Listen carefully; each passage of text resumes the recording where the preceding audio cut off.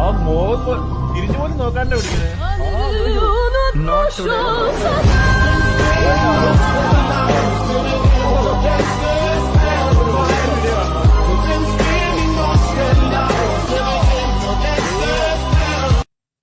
എന്ത് reaction time ആണത്?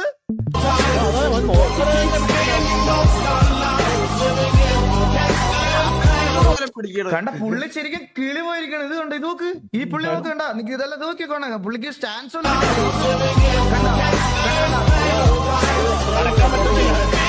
മറ്റേ മരണം മുമ്പിൽ കാണാന്നൊക്കെ പറയൂലേ, ആ